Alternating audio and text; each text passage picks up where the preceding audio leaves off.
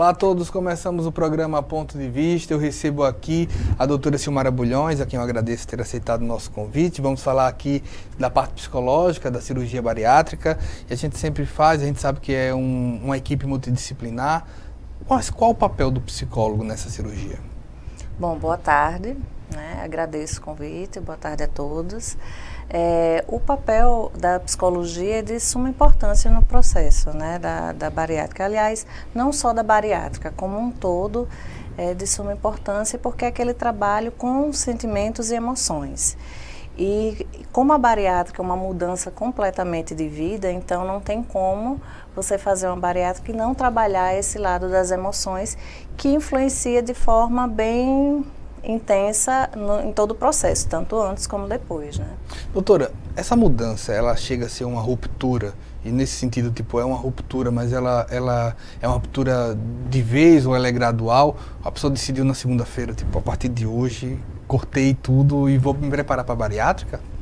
Bom, se a pessoa fizesse essa ruptura muito de repente, assim, ela não é legal, ela tem que ser gradualmente mesmo.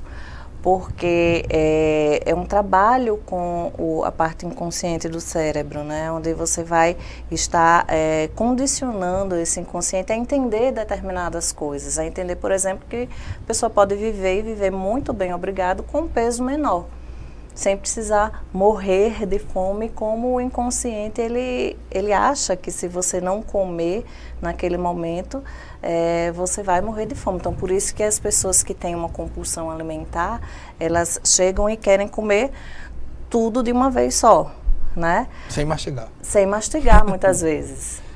E aí, aquela mensagenzinha da saciedade, ela não chega e, consequentemente, ela vai ter sempre aquele vaziozinho com aquela coisinha que quer comer depois, Então, aí vai para um doce, para complementar aquele alimento que, na verdade, já foi muito, mas por ela ter comido muito rápido, ou seja, ela está totalmente desregrada na alimentação. Então, isso é construído ao longo dos anos? Exemplo, a gente acostuma a ter pais sempre reclamando: meu filho não come verdura, meu filho só quer comer porcaria. Como é que se passa até chegar a uma cirurgia, até chegar a um grau de obesidade muito alto? Tem um caminho longo. Isso. Não se nasce necessariamente obeso. Claro que nasce, mas assim, geralmente não. Tem uma parte... Não é esse processo de construção coletiva, eu te pergunto no sentido seguinte: como é que a pessoa, psicologicamente analisando, começa a conceber que eu preciso comer 6 pães, com ovo, com carne, eu preciso comer um prato e repetir? Como é que isso se constrói? Na verdade, isso aí pode se dar de várias formas. Primeiro, a família, a gente ensina errado os nossos filhos a comer. Você tem que comer tudo, você tem que comer muito, você tem que ficar forte, você tem que crescer. E, na verdade, assim, tem que ser regrado a alimentação. Não é para comer muito e comer qualquer coisa. É para comer na hora correta, é para comer na quantidade correta, a qualidade correta da comida. Então, muitas vezes a criança já nasce grandinha, fortinha, já tem essa necessidade maior pela alimentação, e muitas vezes não. A pessoa passou a vida inteira magra e, de repente, aconteceu alguma coisa. As mulheres, geralmente, depois das gestações, elas passam a ter um ganho de peso muito grande, ou por algum tratamento medicamentoso. Então, são vários as formas de se engordar.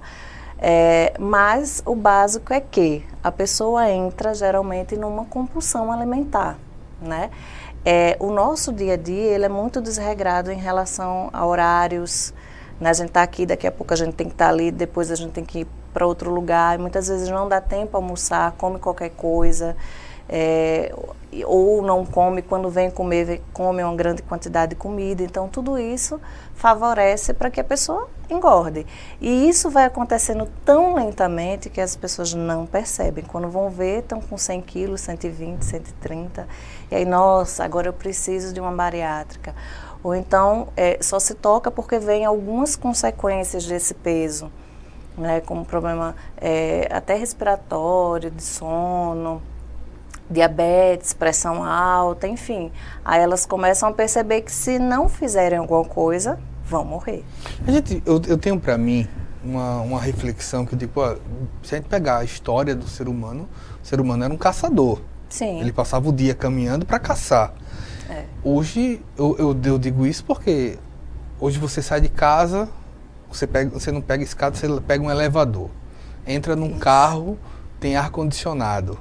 Chega no escritório com ar-condicionado, volta para casa para o sofá. A movimentação é pequena. Na parte psicológica dessa cirurgia bariátrica, na parte psicológica dessa reestruturação, tem também uma movimentação. Como convencer a comer menos e a andar e a exercitar-se mais? Bom, isso aí vai ser uma consequência do processo, né? Na verdade, é a conscientização, né, de que a pessoa precisa fazer.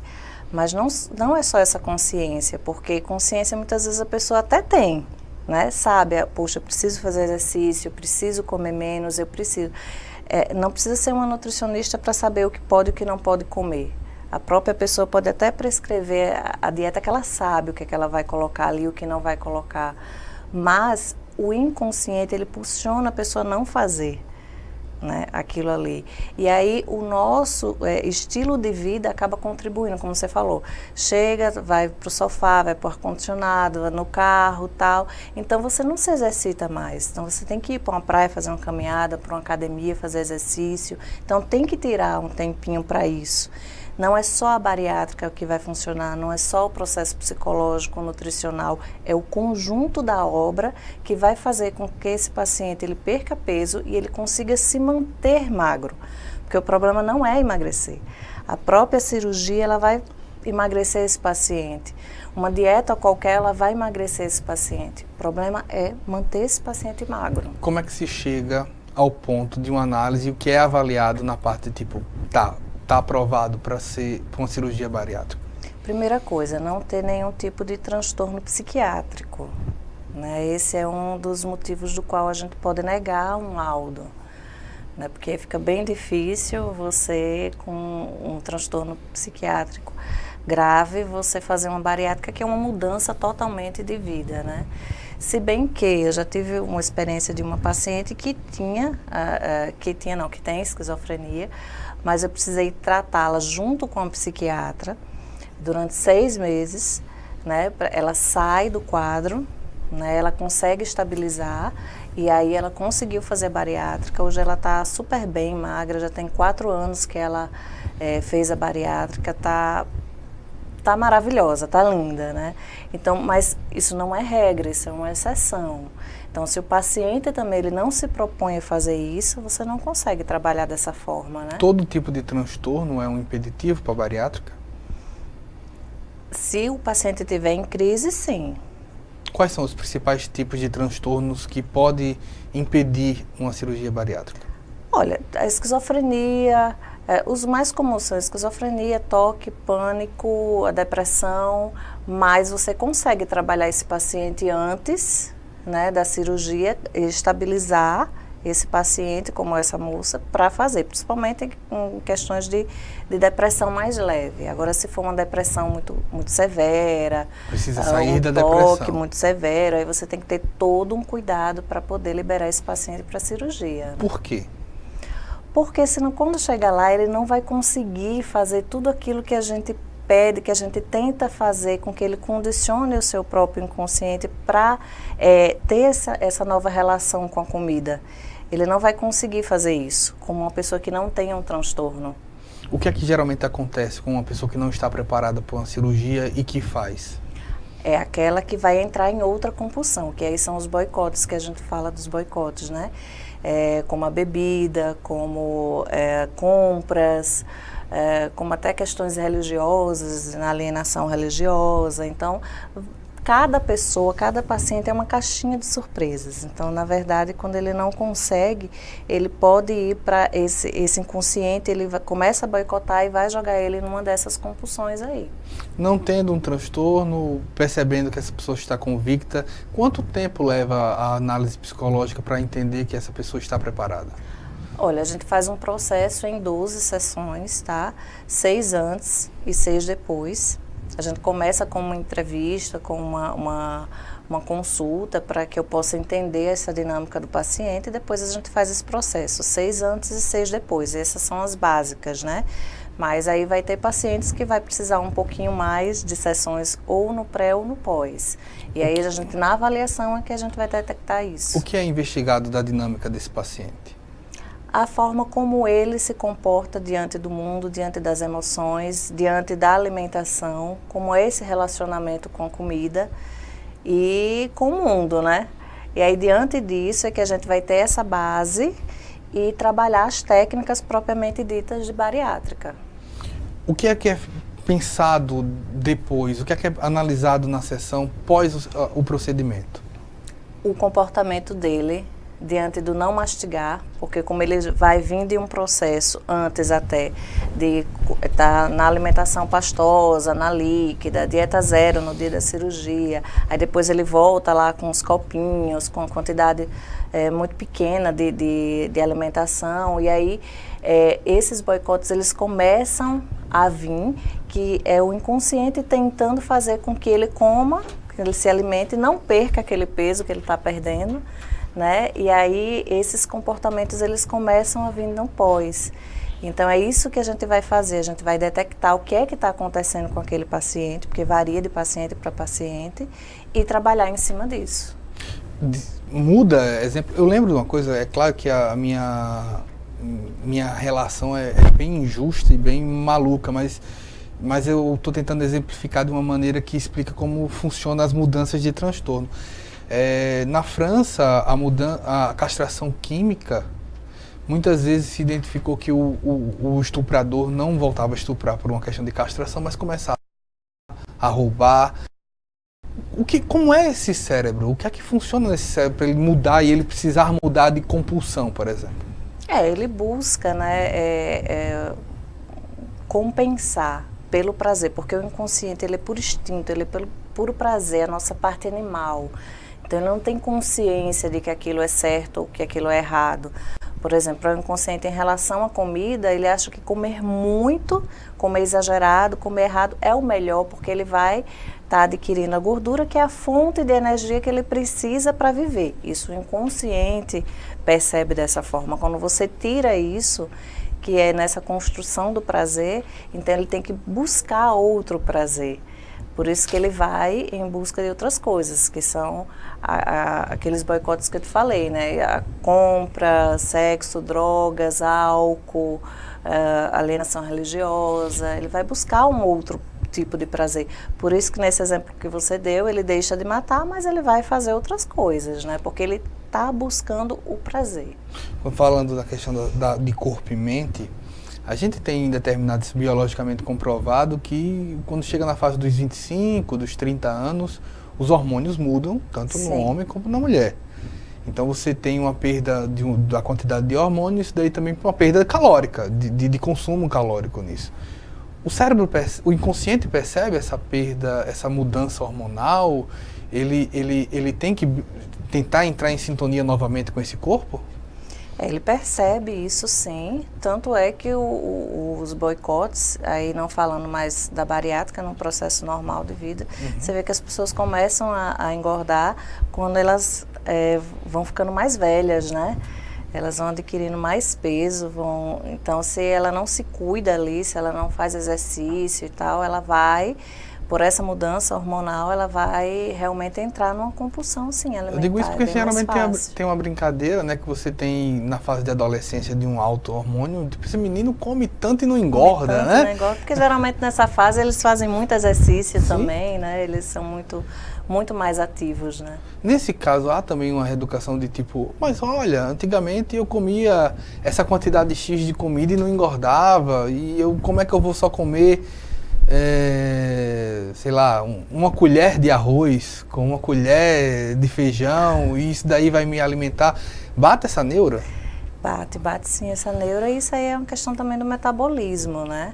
O metabolismo de um menino de 17 anos que come muito, que tem uma atividade muito maior do que uma pessoa que tem 50, está crescendo na fase de crescimento, é diferente de um metabolismo de uma pessoa de 40, 50, 60 anos, né, que lentifica. E aí acaba Se você for comer a mesma quantidade, você não vai eliminar tudo aquilo que você comeu. Você vai preservar aquilo ali, né, como fonte de energia. E aí você vai engordar. Então é bem diferente. Por isso que nessa vida adulta, né, você tem que comer mais regrado realmente, tem que estar com todos os cuidados possíveis ali. A gente vai falar também sobre como mudar os hábitos.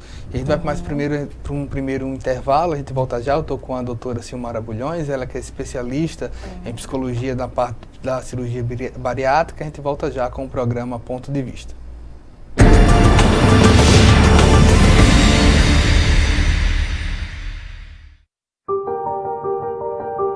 Nous avons demandé à des enfants de jouer à un célèbre jeu de société. Normalement, les règles sont les mêmes pour tous, mais pas cette fois-ci. Bonjour les enfants. Bonjour. Une moitié de joueurs commence avec 1500 €, l'autre moitié avec 750 €. Mais ça se fait pas. Ça se fait pas. Un des joueurs favorisés aura 3 rues et 2 maisons dès le début de la partie. 3 rues et 2 maisons. Non, ça se fait pas. C'est injuste. Un joueur possède une carte qui lui permet de ne jamais aller en prison. Toi tu vas en prison. Pourquoi? Fais comme ça, c'est la règle. 1, 2, 3, 4. Comme tu as des béquilles, tu ne vas pas acheter de gare.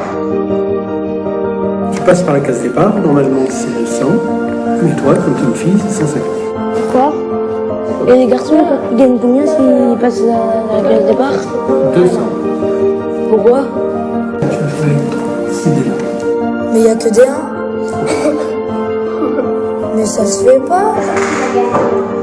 Mais t'as vu la tricherie. Et toi, par exemple, tu vas pouvoir acheter que la première race. Et pourquoi? Mais pourquoi? Ça m'énerve.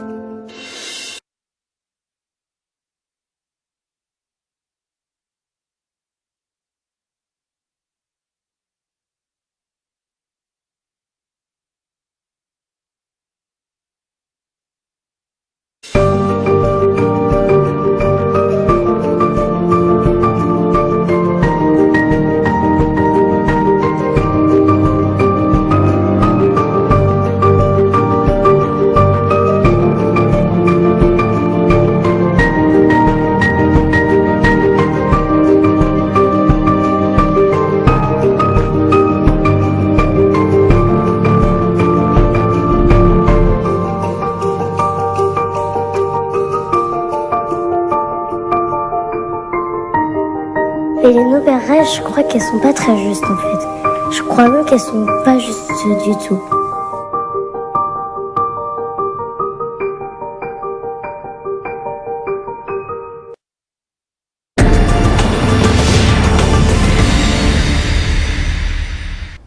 Voltamos com o programa Ponto de Vista. Eu estou aqui com a doutora Silmara Bulhões. Nós estamos falando aqui da parte psicológica, da cirurgia bariátrica.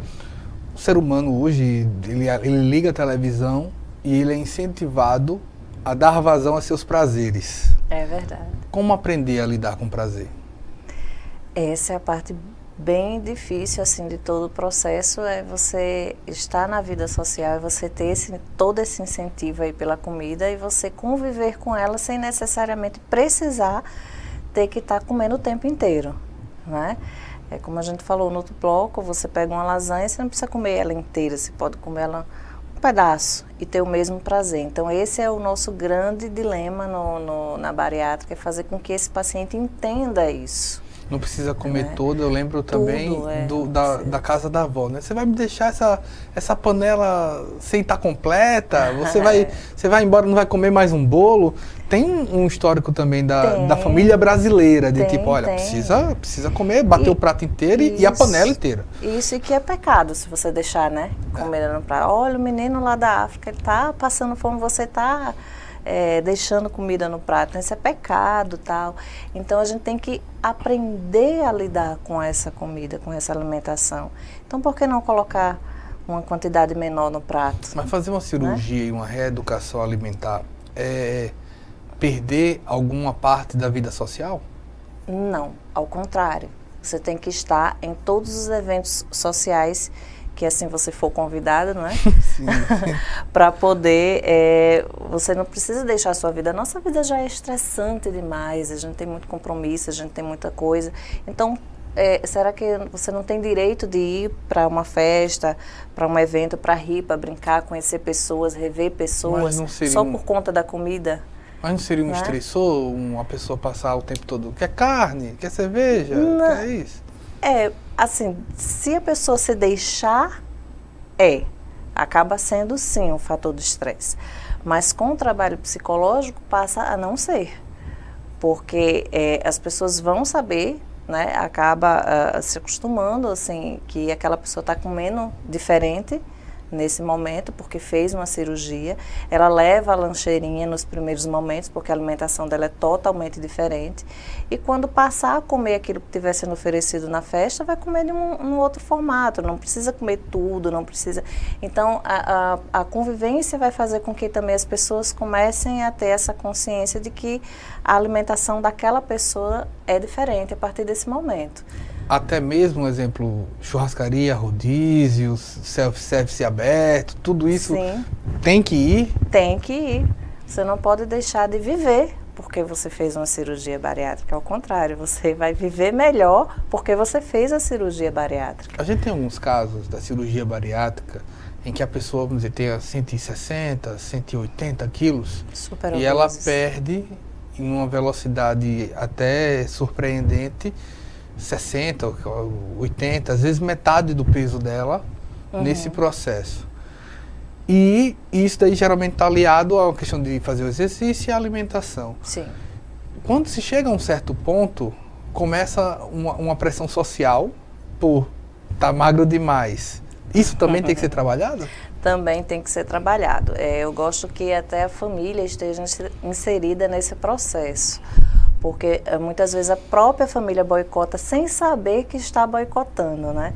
Quando ela não entende que aquele paciente já está liberado para comer determinada comida e fica, nossa, você já vai comer isso vai te engordar, olha, você vai perder aquilo que você fez, né? Ou então o contrário, né?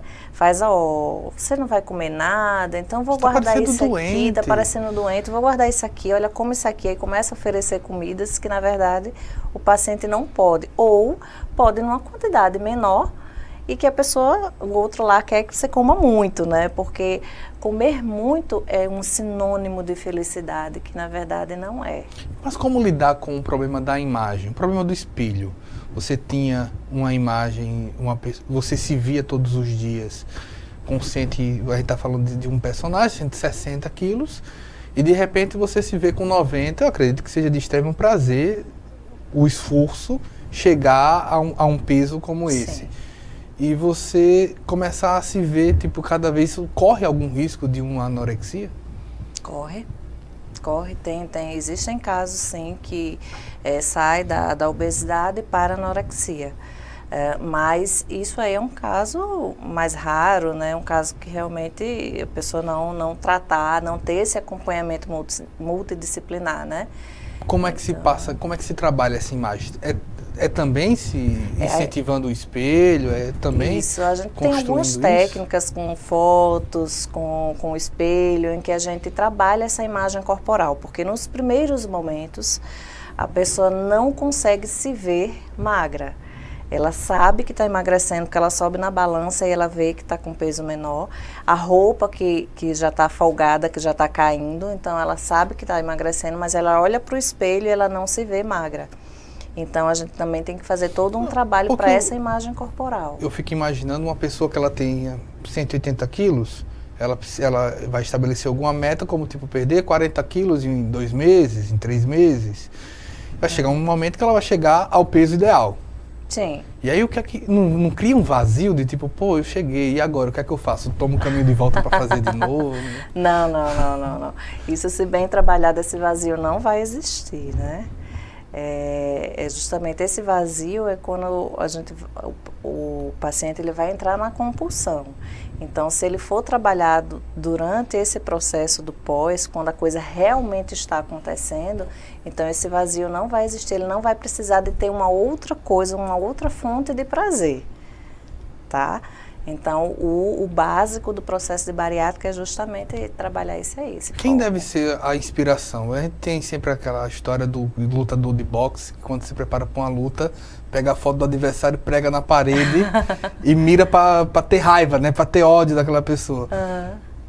A pessoa que está pensando em ter um corpo legal, uma vida saudável, um estilo de vida e precisa se ver, ela estabelece quem? Ela mesma ou outra pessoa como meta? Vai depender muito da pessoa, né? Muito mesmo. Tem algumas pessoas que geralmente se inspiram em alguém, mas eu não acho isso muito legal. Acho que a pessoa tem que fazer por si, para si, né? Tem que fazer todo o processo de conscientização, de envolvimento com esse alimento de forma diferente para si e não para mostrar para o outro, né, que conseguiu, ou ter alguém para se inspirar. Eu acho que a partir do momento que você chega numa loja, que você consegue comprar roupa que você gostou e não aquela roupa que dá em você, né, isso aí é uma inspiração para você continuar no processo, firme e forte. Como construir hábitos nesse sentido? Aí é compassado, né? É toda uma técnica de você comer e você, a cada vez que for se alimentar, você está fazendo as técnicas ali e construindo esse novo hábito. Então, tem horas que você vai conseguir fazer e tem horas que você não vai conseguir. Então, aquilo que você não conseguiu na outra alimentação, você vai tentar de novo, e tentar de novo, e tentar de novo, até você conseguir colocar isso na sua rotina, onde você não vai estar mais tendo que lembrar que você tem que fazer no automático. E isso, a cirurgia, ela vai te ajudar, porque você não vai conseguir, nos primeiros momentos, ter aquele hábito errado de comer rápido, de comer muito. Então, você vai acabar entrando no clima aí, né, da bariátrica, querendo ou não. Mas isso tem que se manter depois, lá 6 meses, 1 ano depois.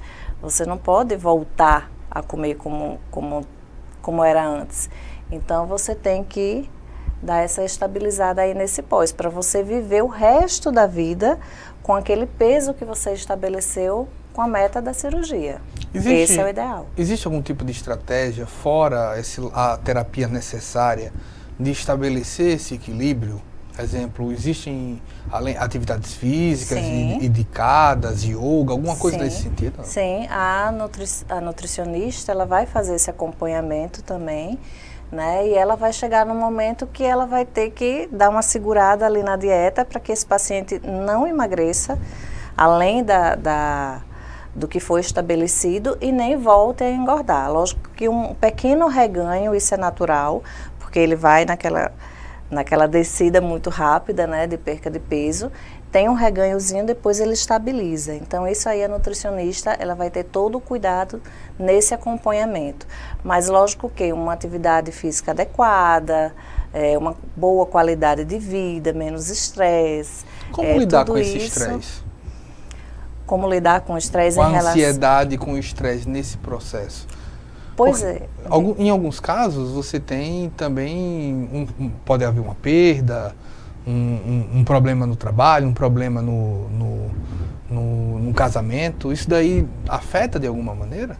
Afeta, sim, lógico, né? Todo problema que a gente tenha, seja familiar, no trabalho, em qualquer área da sua vida, vai afetar no processo de bariátrica, sim. É por isso que no pós a gente não trabalha só com o relacionamento com a comida, a gente trabalha todas as outras coisas que possam estar interferindo no processo da bariátrica. Então, você teve um problema no casamento, você teve um problema no trabalho, se isso estiver afetando suas emoções, a gente tem que trabalhar esse lado aí, sim, que é para ele não interferir no processo de bariátrica, porque como é a busca do prazer, então se você está com um problema, você quer sair do problema e ter um prazer. E o prazer geralmente era a comida. Então, você desconta na comida. Então, para isso não acontecer, a gente tem que trabalhar todas essas outras demandas também no pós. Quais os tipos de boicotes mais comuns? Olha, o primeiro é a questão da mastigação, né? Como você está sem mastigar, então ele vai fazer com que você tenha fome que não é fome, porque é interessante isso, porque a cirurgia, ela tira a fome do paciente nos primeiros momentos, né? Ela se encarrega de fazer isso, só que o inconsciente, como forma de boicote, ela vai mandar aquela mensagenzinha do corroer do estômago, né, que é para impulsionar o paciente a comer. Então, existem algumas estratégias que a gente faz para que o paciente realmente não vá comer, porque ele não vai poder comer. Se ele for comer, aquela comida vai bater ali, vai doer, vai passar mal, enfim. Então, por exemplo, chupar chiclete, sem açúcar, lógico, né? Mastigar o gelo, coisas que a gente vai fazendo, que a nutricionista também vai traçando algumas coisas que não vai prejudicar esse paciente na alimentação, mas que vai dar essa sensação para o inconsciente, que é quando a gente está condicionando esse consciente, a entender que ele está mastigando, que ele está se alimentando. Né? Não da forma que ele gostaria que fosse, mas está assim, porque a nutricionista ela vai prescrever uma dieta para você ficar nutrido, e não para você ficar com fome. Então essa é uma mensagenzinha de boicote, não é uma fome real. Então esse é o basiquinho que acontece no primeiro momento. A gente está falando disso de bariátrica, mas esse boicote também acontece com todos os seres humanos. Sim, né? sim. Numa dieta normal que você faça sem ser de um processo de bariátrica, isso também pode acontecer. Também pode acontecer. A gente está indo para o nosso último intervalo. Eu estou aqui com a Silmara Bulhões, ela que é psicóloga, está falando aqui da parte psicológica da cirurgia bariátrica. A gente volta já.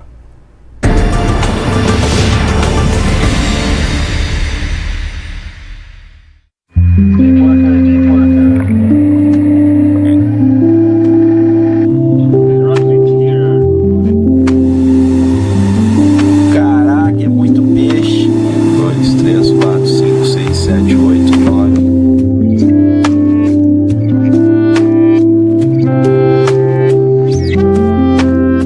Esse novo bioma, esse ecossistema único no mundo, pode ser afetado em caso de um vazamento. E é por isso que a gente quer que as empresas desistam de quaisquer planos de explorar petróleo na região. E por isso que a gente precisa da sua ajuda. Seja assinando a petição, seja compartilhando, indo para as ruas para passar essa mensagem.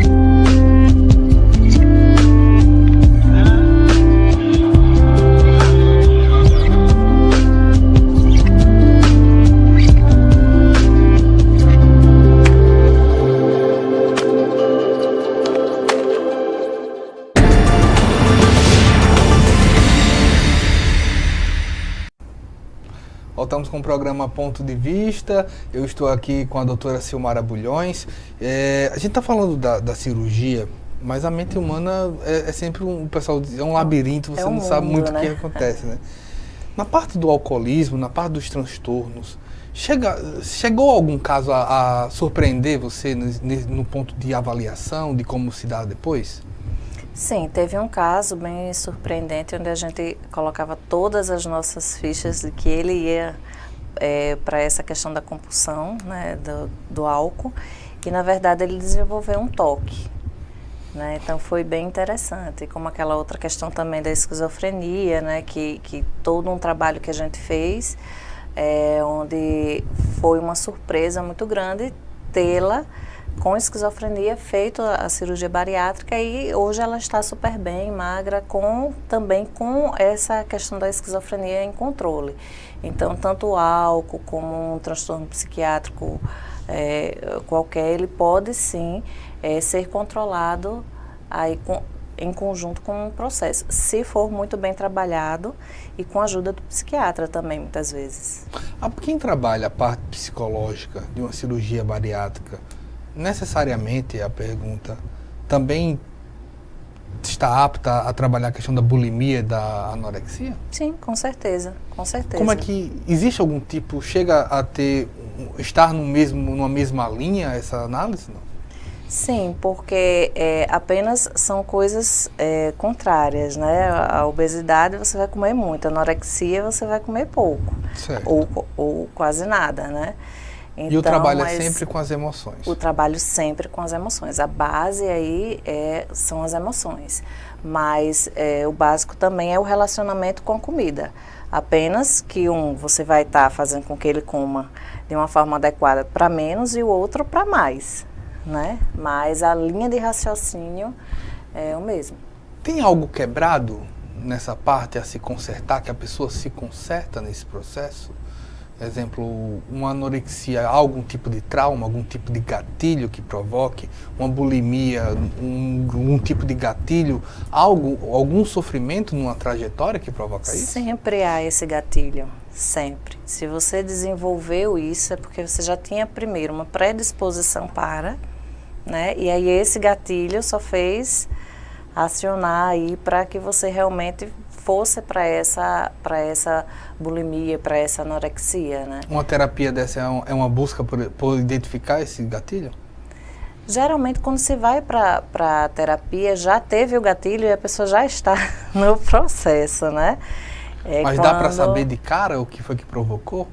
Ou isso leva um tempo até achar? Aí vai depender muito da pessoa, porque tem alguns que sabem exatamente foi aquele momento, foi aquele episódio, foi aquela situação que ocasionou isso aí. E outros a gente tem que buscar, a gente tem que descobrir, a gente tem que ver todo o histórico. Né? Às vezes até na gestação, né? Vem já do processo gestacional e a pessoa nem sabe. Isso vai, com o passar da mente, fazendo com que aquela pessoa desenvolva esse transtorno. Então, é uma pesquisa, né, que você tem que fazer de toda uma vida da pessoa para poder trabalhar. A gente já falou um pouco sobre isso, mas até reforçando, quem é mais importante na hora de dar um apoio a uma pessoa que vai fazer uma cirurgia bariátrica na parte da família? A esposa tem que colaborar de que maneira? O esposo deve colaborar de que maneira nesse processo? Porque entra junto da parada, né? Sim, entra, com certeza, né? A família ela não é obrigada a comer como o paciente ele vai comer, né? Mas ele pode sim ajudar. A família não vai deixar de ir para uma pizzaria, para ir para uma churrascaria, porque tem uma pessoa ali que fez uma bariátrica. Não é assim que ele vai ajudar essa pessoa, fazendo com que ele não entre em contato com a comida. Ele vai ajudar fazendo com que ela se conscientize desse novo relacionamento, né? E viva isso. Mas tem muita gente que não consegue ajudar o paciente por falta até de informação. Então é interessante, em todo esse processo, quem vai fazer essa comida é ir para nutricionista, para entender que tipo de tempero, que tipo de alimentação, como faz essa alimentação para poder ajudar esse paciente. É interessante aquela pessoa que está mais próximo, o pai ou a mãe, ou o esposo, a esposa, um filho, de repente também ir para algumas sessões de terapia, para entender como todo esse processo se dá e ajudar da forma adequada, porque às vezes a pessoa acha que está ajudando e na verdade está boicotando. Faz parte do boicote. Faz parte do boicote. E o pior é que essas pessoas acabam fazendo isso não por maldade, mas por amor fazem errado. Né? Do tipo assim, você está comendo pouco, come isso aqui um pouquinho mais. Ou então não come, isso aí está muito. E na verdade já está prescrito pela nutricionista. Então é interessante que a família ela entenda esse processo para poder ajudar o paciente. Uma pessoa que estabeleceu uma nova forma de educação alimentar, ela que tem que supervisionar a própria comida, isso vai variar, porque você pode comer fora, não pode comer fora, como é esse processo de análise dessa comida? A pessoa ela tem que ter toda uma consciência, né, de que ela pode sim comer fora, mas ela não vai comer igual às outras pessoas. Dependendo do momento que ela tiver no processo de terapia e da bariátrica, ela vai ver que tipo de alimento ela vai poder comer ou não ali. Mas ela tem que estar nessa vida social, sim. Né? A família tem que estar inserida, nem ela pode se deixar de estar de fora daqueles momentos, nem a família colocá-la de fora dos eventos, né? Ela tem que estar todo mundo inserido. Mas o bariátrico é que é responsável. Cada pessoa ela é responsável por aquilo que ela está pegando e colocando na boca e comendo. Então, assim, não é culpa do marido, da esposa, do filho, do pai, da mãe. é da própria pessoa. Se ela vai conseguir fazer todo o processo e se manter magro, o sucesso desse processo não vai depender muitas vezes só do cirurgião, só da nutricionista ou da terapeuta. Vai depender da pessoa. O amadurecimento. O amadurecimento. Doutora, para a gente encerrar esse assunto, que dica você poderia resumir como consideração final para a pessoa que está nos assistindo e que ainda tem dúvidas se deve fazer e se consegue fazer uma cirurgia como essa? Bom, para ter isso é fundamental procurar ajuda, né, dos especialistas. Primeiro o médico, para ver se ela tem indicação clínica para fazer a cirurgia, porque hoje muitas vezes a pessoa quer fazer a cirurgia e não tem essa indicação. Então procura o cirurgião e o cirurgião vai indicar os outros profissionais que estão capacitados para seguir essa linha aí. Então, eu acho que tem todo um conjunto de coisas a ser seguido, né? Então, fica a dica de que a parte psicológica, ela é de suma importância por conta dessa mudança emocional que precisa ser gerado no indivíduo para que ele consiga se manter magro. Antes de tomar a decisão pela cirurgia, ele pode procurar uma psicóloga para tomar essa decisão? Sim, com certeza. Tem muito paciente que quer fazer, tem a indicação e tem medo da cirurgia, né? Então, antes até do processo propriamente dito da bariátrica, ele pode fazer um processo terapêutico para ajudar nessa decisão, sim, com certeza. Pois bem, eu quero agradecer. O programa Ponto de Vista fica sempre à disposição. Eu que agradeço. O programa Ponto de Vista vai para o intervalo, segue, daqui a pouco a gente volta.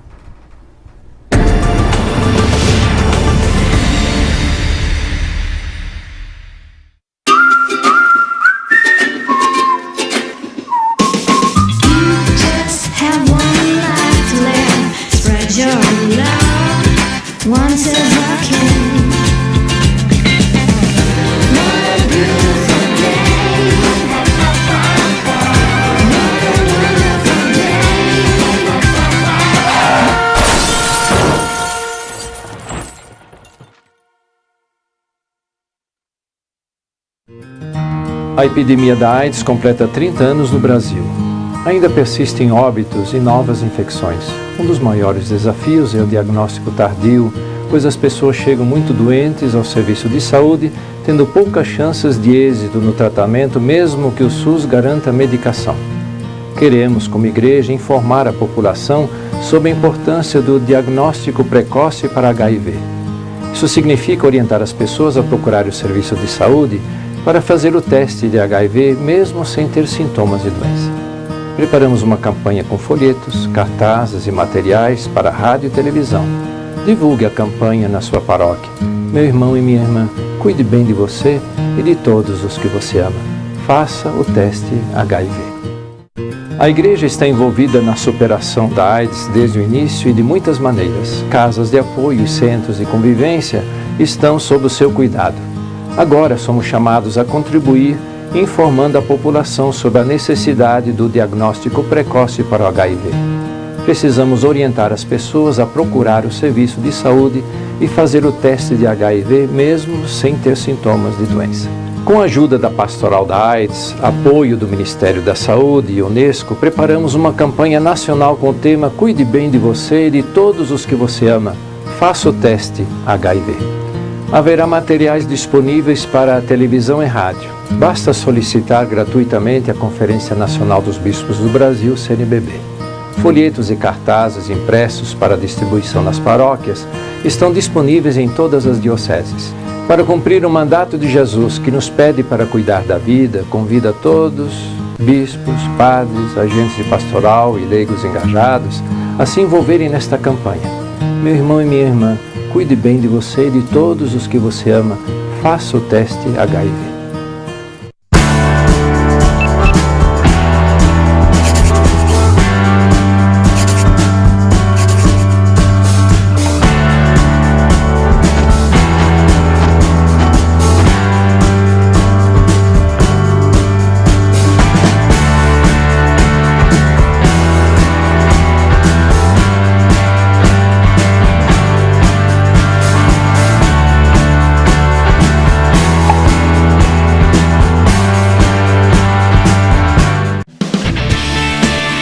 64 anos, a LBV acredita no Brasil e investe para que a nossa gente tenha uma vida mais digna e feliz.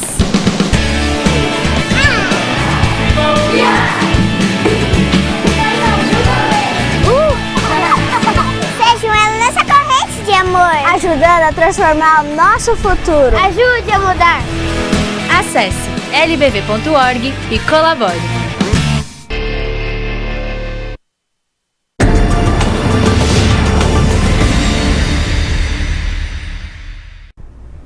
Voltamos com o programa Ponto de Vista. Agora estou aqui com o Léo Santana. Terceiro aniversário, Léo, do Léo Santana e Corredores Solidários. Conta pra gente quando é que vai ser o evento de comemoração. Exatamente, Wendel. Dia 3 de dezembro, estamos completando 3 anos de resistência do grupo LS Corredores Solidários, que há 6 meses atrás eu vim aqui e falei a denominação do nosso grupo, que além de correr, ele ainda se preocupa com a questão social através de treinos solidários, que arrecadamos donativos e levamos principalmente aos abrigos de velhinho, como também são arrecadados brinquedos para as crianças carentes, e graças a Deus está sendo um grande sucesso, e dia 3 de dezembro é o dia de comemorar mais um ano de aniversário, e que 2018 vinha muitas realizações, principalmente para aqueles que mais têm necessidade. Onde vai ser a corrida? Concentração no posto 7, a partir das 6 horas, com largada às 7, destino ao Clube CEP, que é o clube aposentado da Petrobras.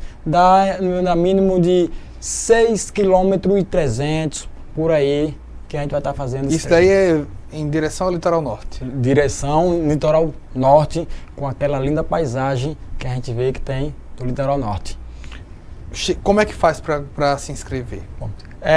Como é um evento que colocamos algo a mais, tipo, vai ter medalha, vai ter a zumba com vários professores, o cantor mesmo, então a participação é R$20, que não é lá muito caro, né, como vimos aí em várias corridas, R$20 e um pacote de farinha láctea, que não vamos deixar de fazer o social nesse evento também, que os pacotes de farinha láctea que serão arrecadados serão doados para o abrigo São Vicente de Paula, que mais uma vez vamos fazer esse ato de solidariedade. R$20 dá direito ao quê? A medalha, o buffet, né?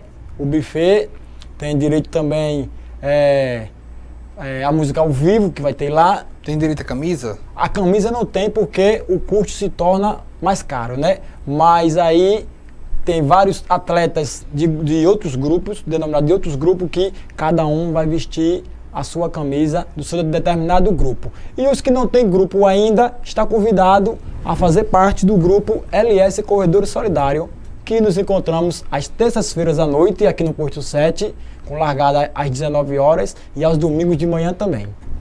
Quem apoia o projeto?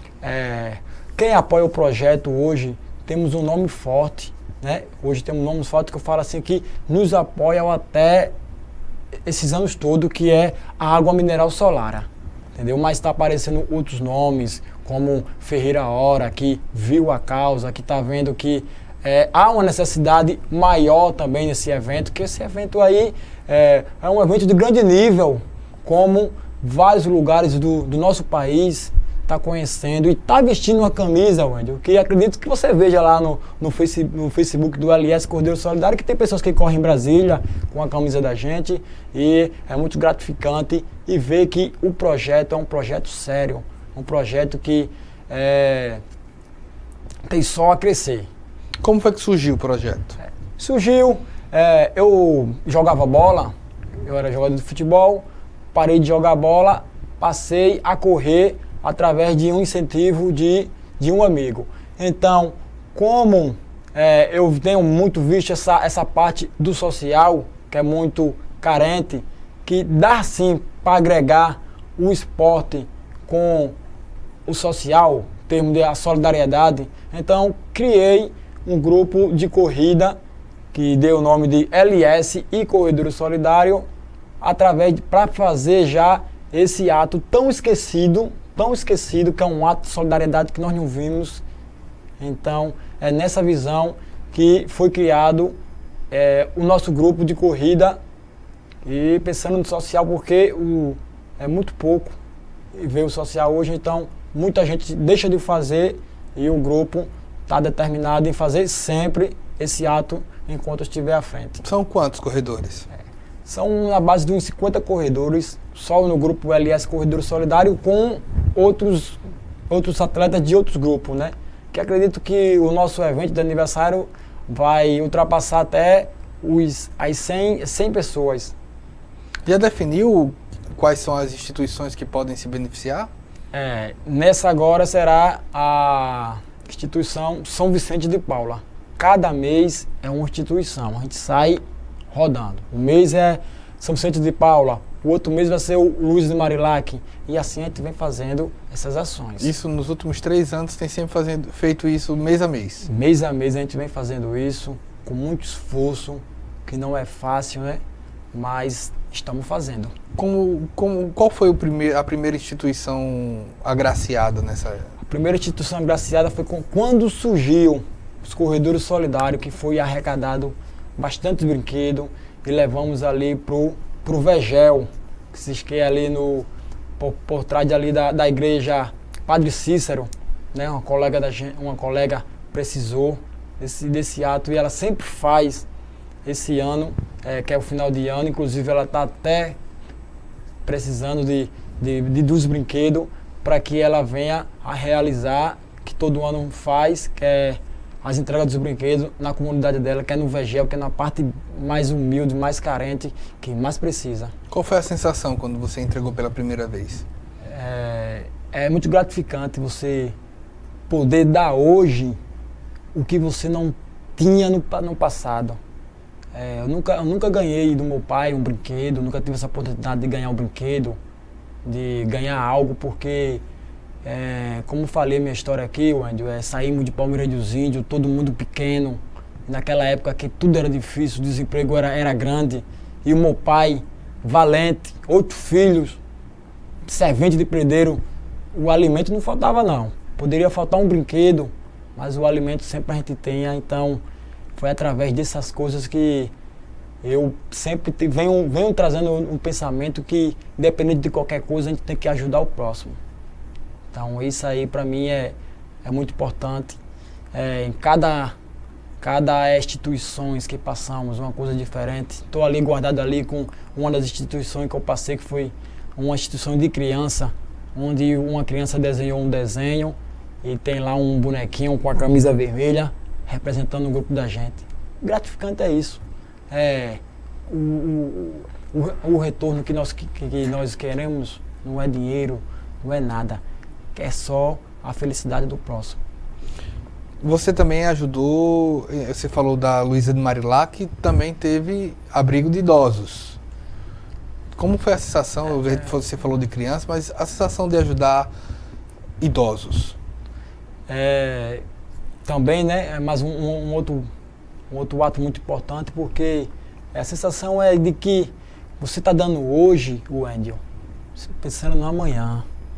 Hoje você tem a sua família, né, mas muitos têm sua família e quando chega numa certa idade, abandonam seus pais. Muitos abandonam seus pais, chega num abrigo desse, joga seus pais lá e esqueceu, né? Esqueceu e ninguém está livre. Eu hoje estou aqui com saúde, mas amanhã eu não sei, amanhã de repente eu posso parar num abrigo desse e eu creio que vai ter muitos Léo, vai ter muitos corredores solidários que vai chegar lá num abrigo desse, se de repente eu estiver lá, eu vou me sentir muito emocionado, porque vou estar vendo naquela pessoa o que ele está fazendo foi o que eu fiz. E é o que eu quero deixar aqui, de raiz. Quando o Léo parar, o Léo do LS, Corredor Solidário, parar, tem pessoas para assumir. E eu quero estar ali. E a sensação é essa. E uma das coisas que ainda fica marcante foi de um dos abrigos que eu passei. Antes da gente fazer o ato, antes da gente fazer a entrega, eu visito primeiro o abrigo. Pergunto o que eles querem. Eles dizem, não, eu quero isso aqui. Quando eu fui lá, que eu falei com a idosa, eu disse, ó, eu vou voltar. Ela disse, vai nada, muitos politiqueiros passam aqui. No dia seguinte, a gente voltou lá com a doação. Cheguei para a idosa, toquei da mão dela, ela disse, eu pensei que você não ia voltar. Voltamos. Então é isso que nós queremos, entendeu? É isso que nós queremos, pessoas que se comprometam e cumpram. Não venham sujar a imagem de pessoas de bem. De bem. Porque o mau caráter fala um negócio errado, mas você sendo de bem, você leva a desconfiança. Então essa é de umas coisas que fica muito no aprendizado e vai vir muitas coisas que vai ficar marcante em nossas vidas, porque 34 anos hoje tem muitas coisas para me fazer pela frente. E eu e os meus amigos que vêm me seguindo, que é os Corredores Solidários. Você mudou um pouco o trecho, ou sempre foi para o litoral norte? Não, a gente mudou o trecho porque foi disponibilizado lá o clube para nós, então vamos pro litoral norte. Às vezes eu sempre faço pro litoral sul, litoral norte, sempre a gente está fazendo esses eventos e eventos de forma gratuita e barato. E já conseguiu a polícia para poder acompanhar? Não, aí não precisa porque vai ser pela aula, né? A gente vai pegar praticamente o percurso todo. Sai de Posto 7, vai destino Jacarecica, vamos dizer que já vai pegar já metade do percurso. Aí quando eu pego no litoral norte, estou lá indicando pelo cantinho. Sempre a gente vem acompanhando essas pessoas que peguem sempre o cantinho. Graças a Deus até hoje, nossos eventos não aconteceu nada de ruim e nem vai acontecer porque Deus está à frente desse projeto. Só reforçando aqui, o 3º aniversário do LS Corredores Solidários acontece no dia 3 de dezembro, é o domingo, é no Posto 7, né? Parte de 7 horas da manhã? Partida 7 horas, concentração chegar antes, 6 né? horas, tem que chegar lá 6 horas. Concentração 6 horas, a concentração é 6 horas, tem percursos de 5 e de 10 quilômetros. Você pode escolher isso. Pode escolher isso, que tem uns que gostam de correr um pouquinho a mais, né? Mas 10 quilômetros da onde? 10 quilômetros ele vai até o Sesc e voltar para o próprio clube do CEP, né? Porque do Posto 7 até o Clube CEP vai dar 6.300, 6.500 por ali. Então ele vai percorrer só um pouquinho, mais 1 quilômetro a mais e voltar para o próprio CEP. Para o próprio CEP. Entendi. Lembrando que não é competição, é um treino comemorativo do grupo LS Corredores Solidários. Certo. Então, para se inscrever, eu posso dar seu telefone, né? Com certeza, viu? Inscrição é o 98816 4591. 98816 4591 é o Léo Santana. Tem que levar R$20. Deposita os R$20, né? Os R$20 e leva o pacote de farinha láctea no dia. De farinha láctea no dia. Pra gente ir lá. E aí, chegou lá, corre. A Solara tá dando a água. A água. Quando chegar lá, vai ter lá um grande mesão onde você vai poder se fartar, viu? Tem corrida de rua aí que você come uma banana, come 2 bananas e uma paçoca. Não, nos eventos do LS você vai comer até se sustentar. Tem entendeu? O que nessa... Vai ter o quê? Vai ter pãozinho de queijo, vai ter o pão com o cachorro quentezinho, vai ter as frutas que vai ter banana, vai ter a melancia, vai ter tudo variado. Então a gente vai botar tudo lá do nível dos corredores. Isso daí com apoio do Ferreira Hora, Na Hora, Solara, Panetuti, Corrida Online, não é isso? Corrida Online, que é divulga o site. Central das Polpas, VR Construções. E tem outros, aí tem, né? Franklin Jogador, né? Franklin Jogador. Isso. Inovo Cell. Celular e Top Games. Isso. E tem mais que com certeza vai chegar junto, né? Obrigado, viu, Léo? Tudo de bom, viu? Eu que agradeço. Para mim é uma satisfação imensa poder mais uma vez participar da TV Assembleia. A gente agradece também a você pela audiência e espero uma próxima oportunidade. Até mais.